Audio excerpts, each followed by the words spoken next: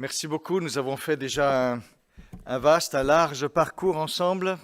Nous sommes fondés vraiment dans cet amour de Dieu et c'est vraiment tellement bon de pouvoir prendre le temps de le faire. Ce culte sera riche. J'ai aussi un message qui a un peu de consistance, mais nous voulons vraiment recevoir du Seigneur tout ce qu'il a à nous donner. Alors nous allons maintenant changer complètement de registre, de domaine de pensée, mais c'est aussi vraiment fondé sur l'amour de Dieu que nous pouvons aborder toutes sortes de situations de vie. Et je voudrais parler donc ce matin d'un thème. Alors on va voir juste si ça fonctionne. Voilà. Parler de la façon de vivre ensemble en ayant des opinions et des convictions un peu différentes dans l'Église. Ça fait partie de notre réalité et nous voulons aussi, fonder dans l'amour de Dieu et appuyer sur sa parole, aborder de ces réalités-là. Et je vous invite à lire dans l'épître de Paul aux Romains, au chapitre 14, une assez longue lecture, d'abord les 20 premiers versets. Romains 14, à partir du verset 1. Faites bon accueil à celui qui est faible dans la foi, sans discuter des opinions. Tel croit pouvoir manger de tout, tel autre qui est faible ne mange que des légumes. Que celui qui mange ne méprise point celui qui ne mange pas, et que celui qui ne mange pas ne juge pas celui qui mange, car Dieu lui a fait bon accueil. Qui es-tu, toi qui juges un serviteur d'autrui? S'il tient debout ou s'il tombe, cela regarde son maître, mais il tiendra debout, car le Seigneur a le pouvoir de le soutenir.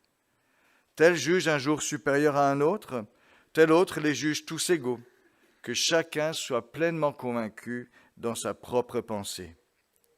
Celui qui se préoccupe des jours s'en préoccupe pour le Seigneur. Celui qui mange, c'est pour le Seigneur qu'il mange, car il rend grâce à Dieu. Celui qui ne mange pas, c'est pour le Seigneur qu'il ne mange pas. Il rend aussi grâce à Dieu. En effet, nul de nous ne vit pour lui-même, et nul ne meurt pour lui-même, car si nous vivons pour le Seigneur, et si nous mourrons pour le Seigneur. Soit donc que nous vivions, soit que nous mourions, nous sommes au Seigneur. Car Christ est mort, il est revenu à la vie pour être le Seigneur des vivants et des morts. Mais toi, pourquoi juges-tu ton frère? Et toi, pourquoi méprises-tu ton frère? Nous comparaîtrons tous devant le tribunal de Dieu, car il est écrit, je suis vivant, dit le Seigneur, tout genou fléchira devant moi, et toute langue donnera gloire à Dieu. Ainsi chacun de nous rendra compte à Dieu pour lui-même. Ne nous jugeons donc pas les uns les autres. Usez plutôt de votre jugement pour ne pas mettre devant votre frère une pierre d'achoppement ou une occasion de chute. Je suis persuadé dans le Seigneur Jésus que rien n'est impur en soi, mais si quelqu'un estime qu'une chose est impure, alors elle est impure pour lui. Si pour un aliment ton frère est attristé, tu ne marches plus selon l'amour. Ne cause pas par ton aliment la perte de celui pour qui Christ est mort. Ce qui est bien pour vous ne doit pas devenir un sujet de calomnie, car le royaume de Dieu, ce n'est pas le manger ni le boire, mais la justice, la paix, la joie par le Saint-Esprit. Celui qui sert Christ de cette manière est agréable à Dieu et approuvé des hommes.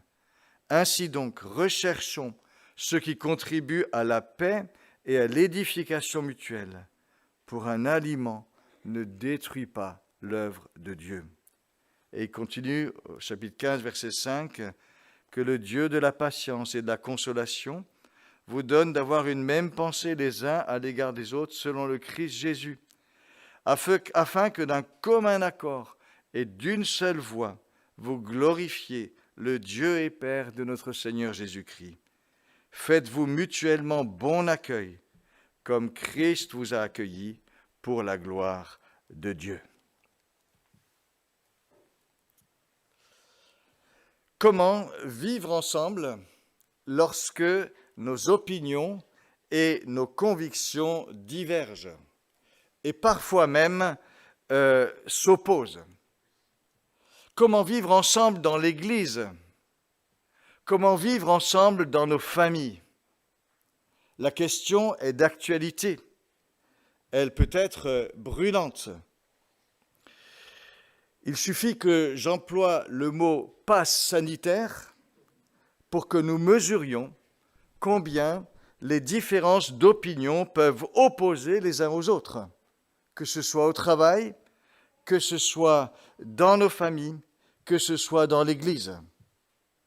Si j'ajoute les mots « vaccin » et « anti-vax », la question se corse et se durcit. Dans certaines familles, on ne se parle plus à cause de tout cela, ou on se tait prudemment devant certaines personnes. Certains, au contraire, parlent haut et fort, enfourchent leurs chevaux de bataille à toute occasion, assomment tout le monde par leurs convictions péremptoires. Et l'Église n'échappe pas à elle non plus, à ce grand bazar d'idées, d'infos, d'intox, de soupçons, de questions et d'affects que suscite la crise sanitaire. Cela, c'est l'actualité immédiate. Mais dans l'Église et entre les chrétiens, les différences d'opinion et de conviction n'ont pas attendu la crise sanitaire pour exister. Depuis toujours, sur un certain nombre de sujets, il existe des chrétiens qui croient une chose et d'autres qui croient autrement, qui pratiquent une chose et d'autres qui pratiquent autrement. Nous l'avons lu sous la plume de l'apôtre Paul. Tel croit pouvoir manger de tout, tel autre ne mange que des légumes. Il ne s'agit pas de personnes véganes avant l'heure, mais ce sont des positions que l'on prenait au nom de la foi. La même foi produit des convictions contraires. C'est un peu troublant. Et cela pose la question de l'unité de l'Église. Qu'est-ce que l'unité de l'Église? Devrions-nous tous penser et faire exactement la même chose parce qu'il n'y a qu'une seule vérité? Que faire de nos différences? Le catalogue des différences entre les chrétiens est bien fourni. Certains sont habités profondément par le sens de la souveraineté de Dieu, alors que pour d'autres chrétiens, tout dépend de la liberté humaine.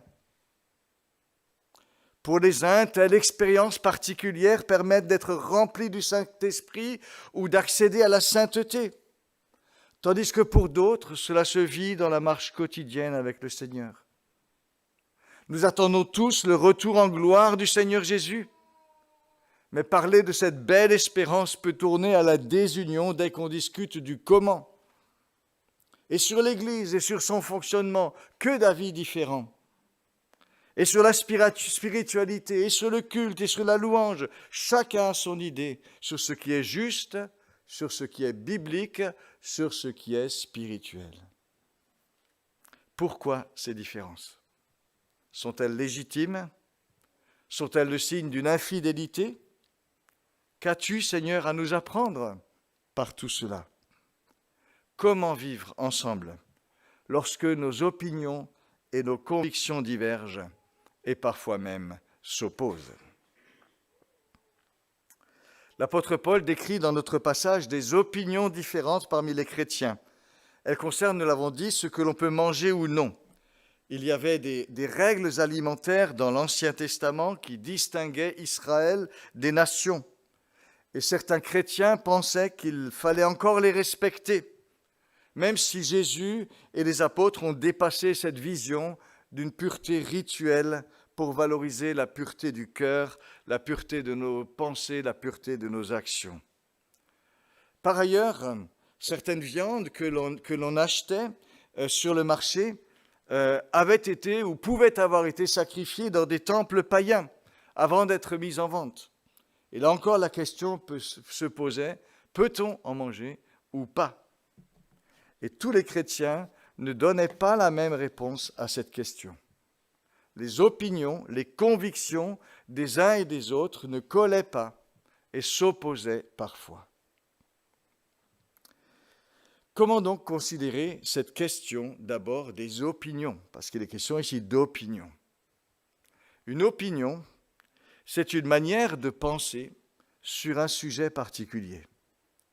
Et nous sommes appelés régulièrement, dans tout le fil de la vie, à nous faire une opinion sur ce qui se passe, sur ce qui se dit, sur tel débat de société, sur tel fait de l'actualité. On réfléchit à la chose, on écoute peut-être ce que disent les uns les autres, on essaye de se faire sa propre idée, de se situer. C'est cela, une opinion.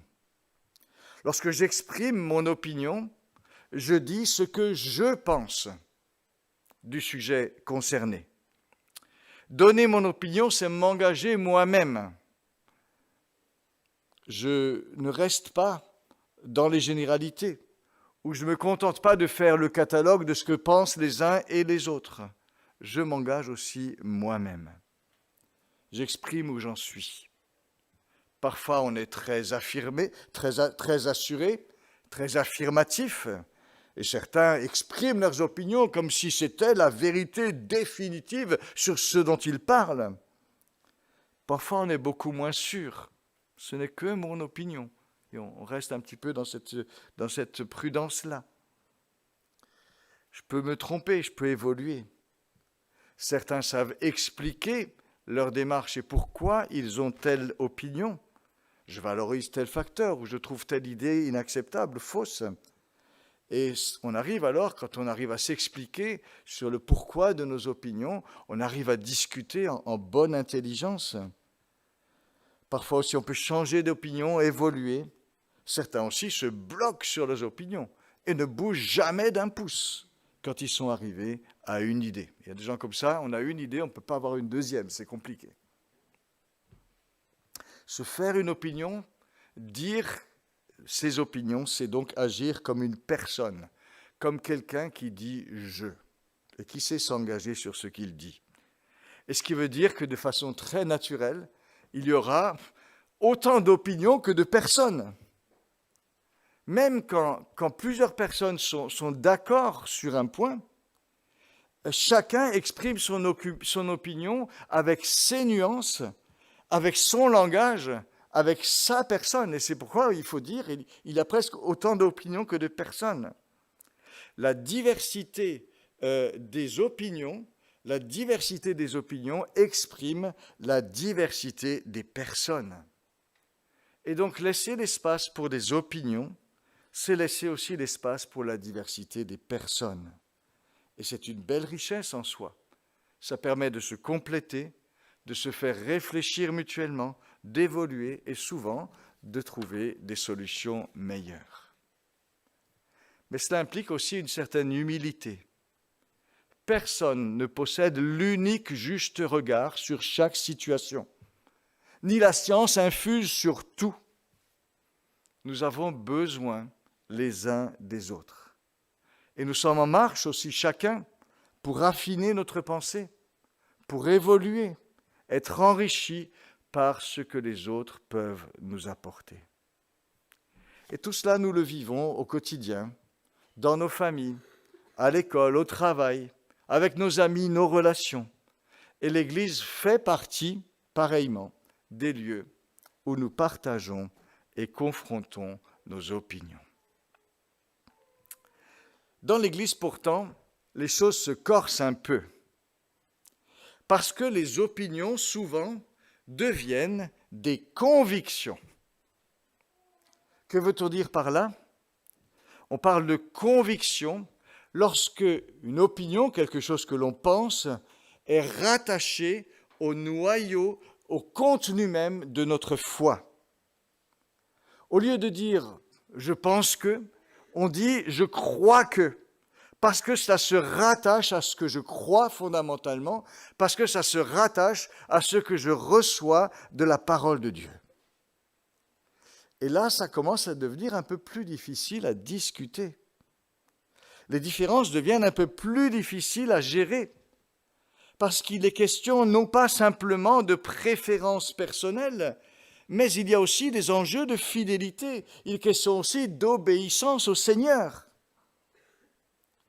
Et lorsque des chrétiens ont des convictions différentes, les discussions peuvent devenir un peu âpres et tendues, parce qu'il y a derrière cela ces enjeux de fidélité. Et Paul évoque ses convictions lorsqu'il dit « l'un croit, l'autre croit ». C'est rattaché à la foi, c'est rattaché à ce que l'on croit. À la fin du chapitre, il s'adresse à un chrétien qui se sent libre de manger de tout. Et il dit, cette foi que tu as, garde-la pour toi devant Dieu. Certaines traductions disent cette conviction que tu as, mais Paul emploie le mot foi pour dire que cette conviction, c'est un prolongement de ce que l'on croit. Et la Tobe traduit très bien en disant la conviction que la foi te donne. C'est exactement ça, la conviction que la foi te donne. Nous croyons des choses, nous avons des convictions, il y a des enjeux de fidélité du coup à ce que nous partageons et ça rend les choses un petit peu délicates. Alors quand on réfléchit à tout cela, on se rend compte qu'un certain nombre de distinctions s'imposent en réfléchissant à ces choses. La première distinction est de ne pas confondre mon opinion avec ce qui fait la foi chrétienne. Ne pas confondre mon opinion et la foi chrétienne. Mon opinion, c'est ce qui exprime ma vision personnelle des choses. Ce qui appartient à la foi, ce qui est de la foi, c'est ce qui exprime la parole de Dieu. Et il faut maintenir la distinction et il faut préserver cette distinction. Jérémie dit « Malheur à ceux qui prennent leur propre parole et qui la donnent pour ma parole, dit le Seigneur. » Il faut maintenir la distinction. Nous pouvons avoir toutes sortes d'opinions sur toutes sortes de choses. Faisons bien la différence entre ce qui est juste personnel et ce qui découle de l'enseignement biblique. Les amalgames sont désastreux. Ils habillent parfois, au nom de Dieu, ce qui n'est qu'une pensée personnelle. Veillez donc à garder cette distinction, ne pas confondre mon opinion et la foi chrétienne, mon opinion et la parole de Dieu. Une deuxième distinction est de distinguer les conclusions que je tire de l'Écriture de la parole de Dieu elle-même. Ce n'est pas juste mon opinion, mais c'est les conclusions que je tire de l'Écriture de la parole de Dieu.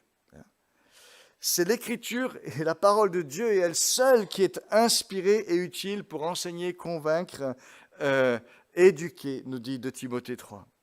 Les conclusions que nous tirons de l'Écriture, elles peuvent être justes, elles peuvent être vraies, mais il faut nous rappeler qu'elles restent marquées par notre personne.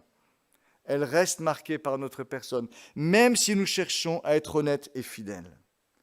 Notre lecture, nos schémas de pensée sont colorés par notre arrière-plan, par nos expériences, nos préférences parfois aussi.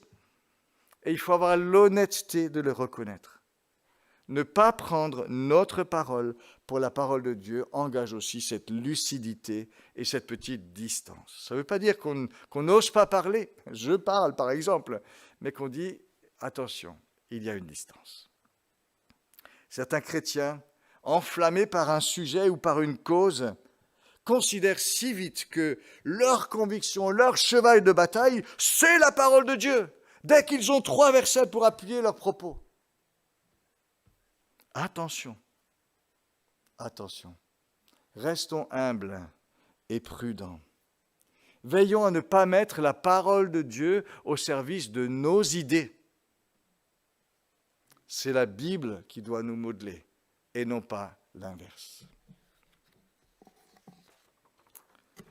Troisième considération, qui essaye d'expliquer un petit peu pourquoi quand même des différences d'opinion et de théologie même entre des chrétiens fidèles. La Bible n'est pas écrite comme un système tout fait qui nous dirait chapitre par chapitre ce qu'il faut croire sur chaque sujet de doctrine ou sur chaque type de situation concrète. La Bible n'est pas un recueil de ce genre-là. Les informations dont nous avons besoin pour connaître Dieu, pour connaître sa pensée, sont en fait en permanence dispersées en bien des endroits dans la Bible. Et elles sont dites de bien des manières. L'enseignement de la Bible nous vient par des récits, par des exemples, des enseignements, des commandements, des prières, des passages qui élaborent la doctrine. Ça fait un ensemble d'une richesse extraordinaire et qui permet d'être vraiment en prise avec la vie dans toute sa complexité. On peut s'y retrouver dans toutes sortes de situations différentes. Mais ça veut dire aussi que quand on essaie de faire une synthèse vraiment sur un sujet donné, c'est pas toujours facile. C'est pas fait comme ça d'emblée. Il s'agit de trouver les choses pertinentes, de les rassembler, de les ordonner.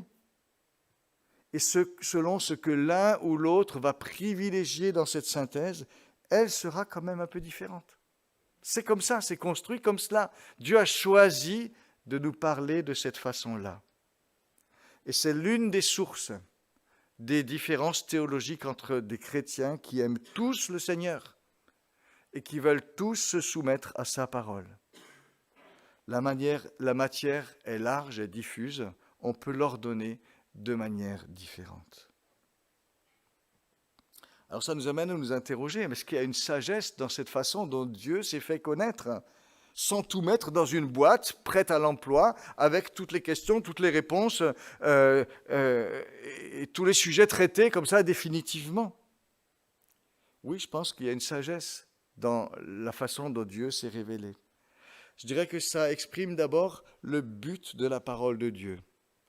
Le but de la révélation n'est pas de nous enfermer dans un système de pensée, mais le but de la parole de Dieu est d'établir une relation entre Dieu et nous, et une relation inscrite dans le grand projet de Dieu qu'il révèle dans sa parole, qui aboutit en Jésus-Christ et qui nous ouvre à l'espérance. Donc ça dit le but de la révélation de Dieu.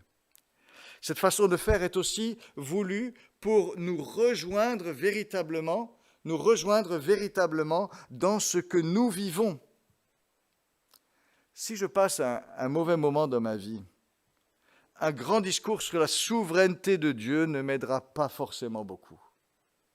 Par contre, avoir une prière, la prière d'un croyant, qui dans une situation difficile dit « Mes destinées sont entre tes mains », ça va nous rejoindre.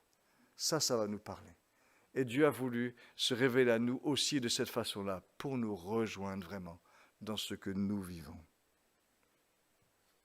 Cette manière de faire est aussi, me semble-t-il, une invitation à chercher et chercher encore le Seigneur, à chercher sa pensée encore et encore. On n'a jamais fini avec la Bible. Et si nous devenons des authentiques chercheurs de Dieu, nous allons découvrir des tas de choses avec lui, vivre des tas de choses avec lui. Cela permettra de découvrir, d'approfondir notre relation avec le Seigneur. Et c'est pour ça que le Seigneur aussi s'est révélé de cette façon-là. Enfin, me semble-t-il, cette façon dont Dieu se révèle par plusieurs touches permet de rattraper un certain nombre d'erreurs. Un chrétien qui dévie sur un texte ou qui va trop loin sur une idée peut être quand même rattrapé par d'autres textes s'il aime la Bible et s'il la médite régulièrement. Et ça limite un petit peu le fait de partir dans une direction ou d'une autre. Il y a toujours quelque chose qui va nous rattraper un petit peu quelque part. Il y a donc une vraie sagesse dans la façon dont Dieu a voulu se faire connaître à nous dans la Bible. Mais cela veut dire quand même qu'il nous revient à nous de faire les synthèses d'ensemble à partir de ces données de l'Écriture. Il n'y a pas une manière unique de faire, même s'il y a une seule vérité, celle de la parole de Dieu. Alors avec tout cela, comment vivre ensemble en tant que chrétiens, avec ses opinions, avec des convictions parfois bien différentes? Paul nous donne ici, dans ce texte, quelques lignes de conduite dont je vais essayer de tirer l'essentiel. Première chose, c'est que Paul résiste à l'uniformisation. Paul résiste à l'uniformisation. L'uniformisation est une tentation. S'il n'y a qu'une vérité, qu'un évangile, tout le monde doit faire pareil. C'est ça l'uniformisation. On va donc dire à celui qui ne mange pas, qui n'a pas la liberté de manger tout, on va lui dire, écoute, tu fais ça par respect pour l'Ancien Testament, mais c'est fini tout ça. C'est fini ces questions de pureté rituelle.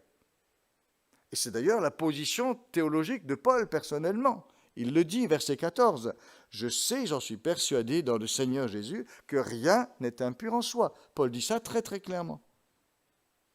Mais Paul sait aussi que certains chrétiens issus du judaïsme se sentent encore tenus par ce qui les a structurés depuis toujours. Ça a fait depuis toujours partie de leur fidélité à Dieu. Ce serait trop fort pour eux de surmonter ces interdits alimentaires. Ils auraient l'impression de transgresser, ça irait pas. Et Paul ne cherche pas à leur imposer cette liberté que lui-même a pu acquérir. Et il laisse l'espace du cheminement à chacun. Et il refuse l'uniformisation. C'est important ça. Certains chrétiens découvrent depuis ces dernières décennies la liberté de manifester leur joie dans la louange, en levant les mains, en intégrant leur corps de manière très libre dans la louange. D'autres ont un peu plus de mal avec ça. C'est facile de vouloir tout uniformiser. C'est facile de vouloir imposer à tous la glorieuse liberté des enfants de Dieu. Allez, bougez, bougez, bougez. C'est facile d'imposer l'uniformisation. Paul, sur la liberté de manger, ne l'a pas fait.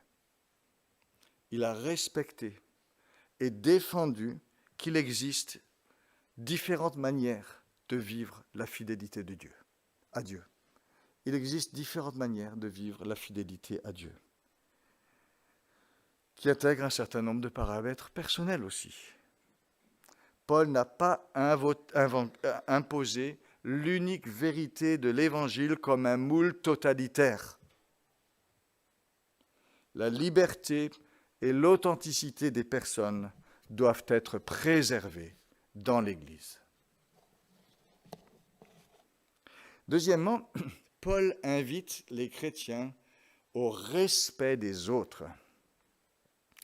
Et ça, c'est une affaire où chacun est concerné. Pour vivre ce respect, quelle que soit sa position, chacun doit faire attention. Et il dit, voilà, vous avez chacun votre vigilance à exercer. Alors, il s'adresse d'abord à celui qui mange, qui a la liberté de manger de tout. Et il dit, celui qui mange, qu'il ne méprise pas celui qui ne mange pas. Ah, vous savez, ces chrétiens libérés, ouverts, et qui regardent de haut ces pauvres frères, encore enfermés dans leurs ornières, qui n'ont rien compris à l'évangile libérateur.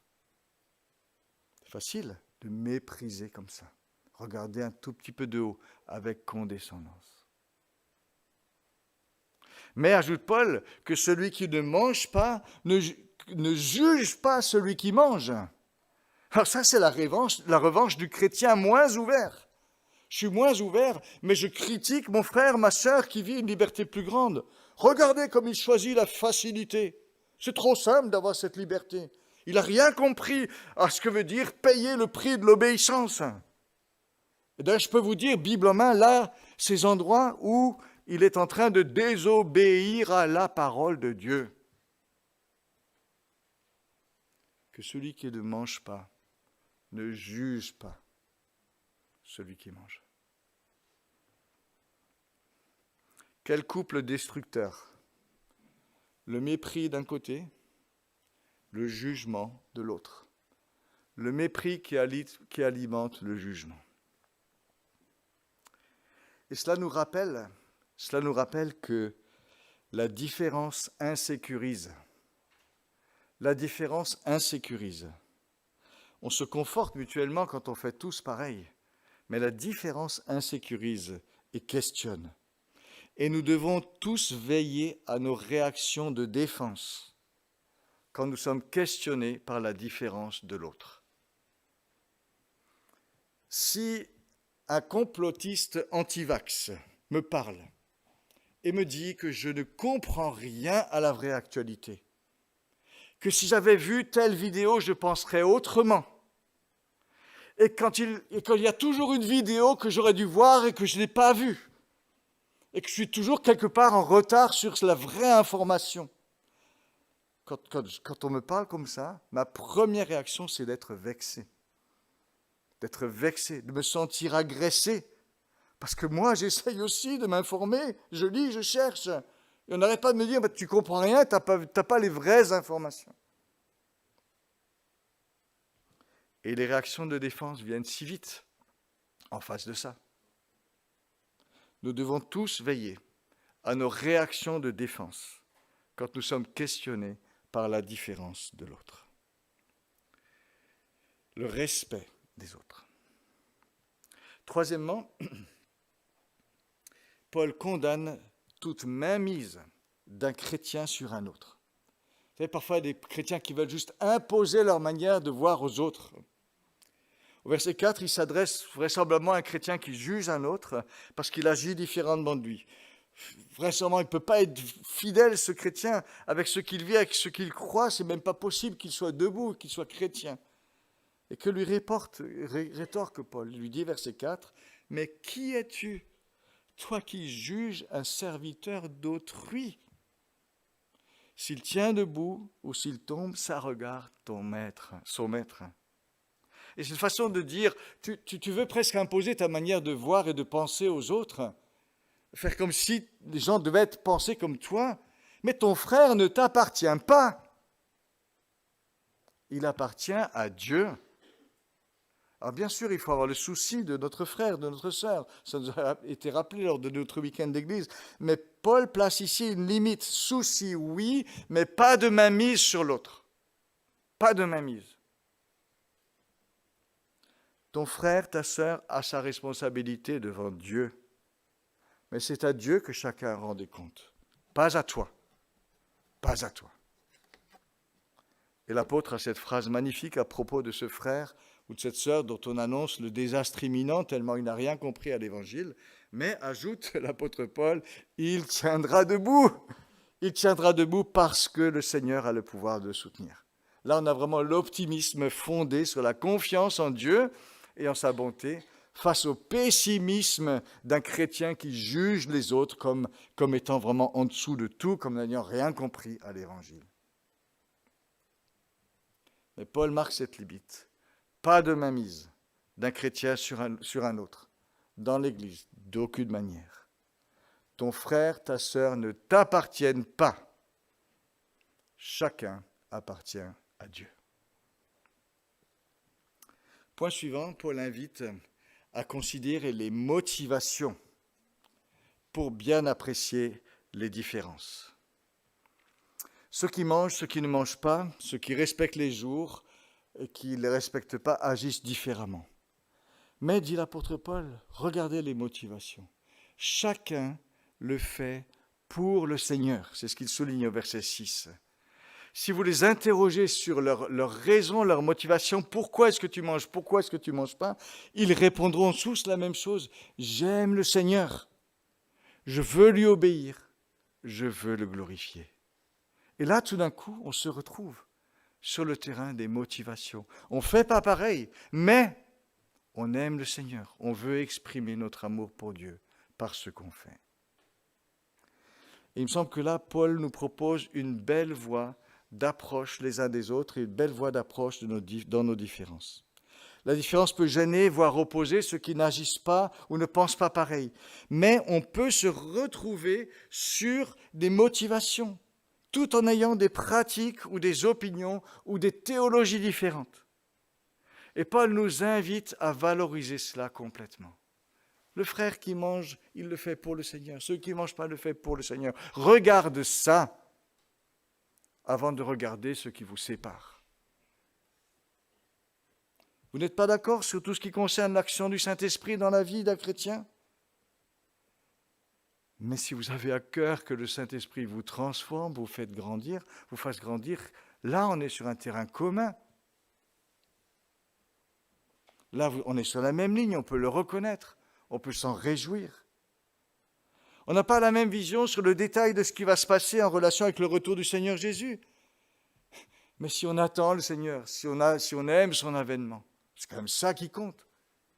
Et on peut vraiment être unis sur cette motivation.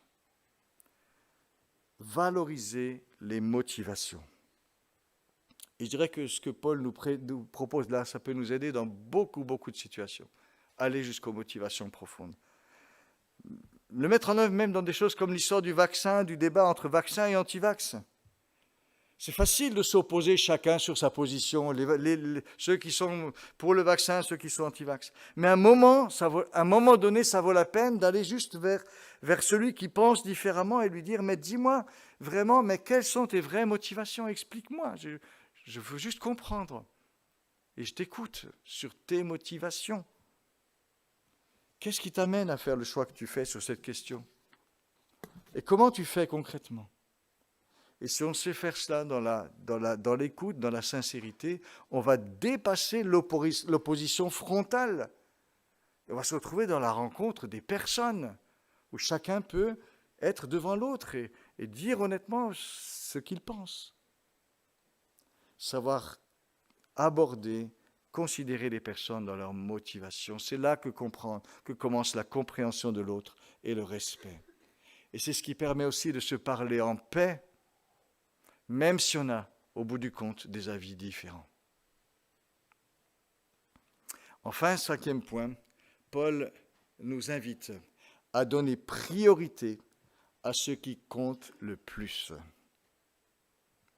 À partir du verset 14, l'apôtre rappelle les chrétiens à leurs essentiels, à ce qu'il ne faut jamais perdre de vue. Et là, il donne comme une espèce de boussole. C'est la boussole du navigateur chrétien en zone de turbulence. Quelle est-elle, cette boussole? C'est d'abord marcher dans l'amour. Il dit ici, pour un aliment, ton frère est attristé. Tu ne marches plus selon l'amour. Tu ne marches plus selon l'amour. Et on peut prolonger. Si pour une question de vaccin ou d'anti-vaccin, ton frère est attristé, se sent jugé, ne se sent plus bienvenu auprès de toi, tu ne marches plus selon l'amour. Si tu n'es prêt à aucune considération pour l'autre, si tu revendiques uniquement ta position, si tu imposes constamment à tout le monde tes grandes théories, tu ne marches plus selon l'amour. Marcher selon l'amour. C'est une première grande orientation que Paul nous laisse. Et il continue avec une deuxième orientation qui concerne la valeur des choses et le royaume de Dieu. Il dit, mais qu'est-ce que c'est que le royaume de Dieu vraiment? Quels sont les vrais enjeux? Le royaume de Dieu, c'est ni le manger, ni le boire. Et on pourrait ajouter ni le vaccin, ni le refus du vaccin, ni tel particularisme théologique. Le royaume de Dieu, ce n'est ni le manger, ni le boire, mais c'est la justice, la paix et la joie à conserver entre nous toujours par le Saint-Esprit. Ainsi donc, recherchons ce qui contribue à la paix et à l'édification mutuelle. Mais pour un aliment, ne détruis pas l'œuvre de Dieu. Et cela, mes amis, ce ne sont pas juste des gentils conseils d'un gentil chrétien pour une gentille église. Ça, me semble-t-il, c'est une résolution ferme à prendre personnellement, communautairement, face au particularisme, aux opinions et aux convictions qui séparent. Ce n'est pas un petit conseil gentil, c'est vraiment une ligne de conduite à adopter, de dire, mais est-ce que je marche dans l'amour? Et quelle est la vraie valeur des choses? Qu'est-ce qui fait vraiment le royaume de Dieu? Est-ce que je suis prêt à dire, je veux manifester la spécificité du royaume de Dieu, même au-delà de ce qui autrement pourrait diviser, séparer, nous faire nous bagarrer comme tous les autres? Le royaume de Dieu, c'est autre chose que de monter nos particularismes en épingle. Le royaume de Dieu, c'est marcher dans l'amour, le vrai, celui qui coûte parfois. Ce sont ces relations qui sont marquées par la justice, par la paix, par la joie du Saint-Esprit. L'Esprit qui nous veut unis et qui veut développer son fruit précisément là où tout pourrait séparer. C'est là, dans ces questions, qu'il faut que le fruit de l'Esprit se manifeste. Bonté, douceur, générosité, etc. Et il nous faut constamment remettre chaque chose à sa valeur et veiller à ce qu'il y reste. Pour un aliment, ne détruit pas l'œuvre de Dieu. Il faut mettre ça dans la balance. L'aliment, l'œuvre de Dieu, qu'est-ce qui pèse le plus? Pour un aliment, ne détruit pas l'œuvre de Dieu. Il y a des tensions dans les églises en ce moment sur ces questions. Il y a des tensions dans les églises. Partout, on l'entend. Nous devons décider ensemble, résolument, ce qui pèse le plus pour un aliment, pour un vaccin, pour une idée particulière. Ne détruit pas l'œuvre de Dieu. C'est solennel, ça. C'est solennel, mais c'est important. Les derniers mots de l'apôtre nous parlent encore d'unité. Après avoir rappelé l'œuvre du Christ qui ne s'est pas complu en lui-même, mais qui s'est vraiment donné pour nous, il nous invite à vivre une unité qui n'est pas fondée sur l'uniformité, mais une unité qui est fondée sur l'accueil. L'accueil que nous donnons les uns aux autres dans un amour actif.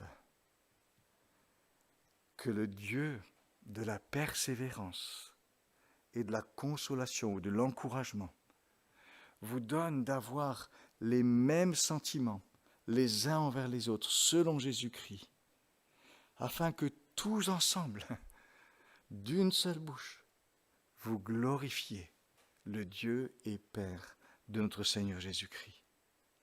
Faites-vous mutuellement bon accueil. Faites-vous mutuellement bon accueil. Comme Christ vous a accueilli pour la gloire de Dieu. C'est vraiment ce que je souhaite à notre Église et à toutes nos églises en ces temps compliqués où nous avons besoin d'une vraie boussole pour orienter nos attitudes. Amen.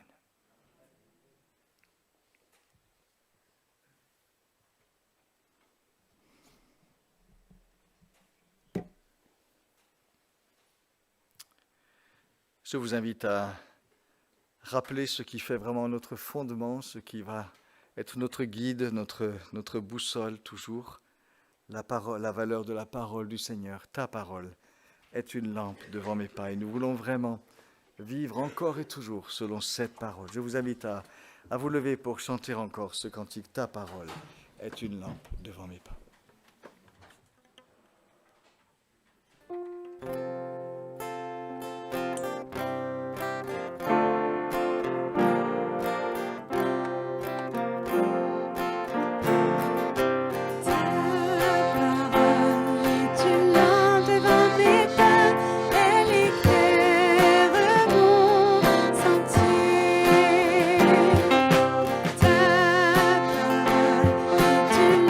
Devant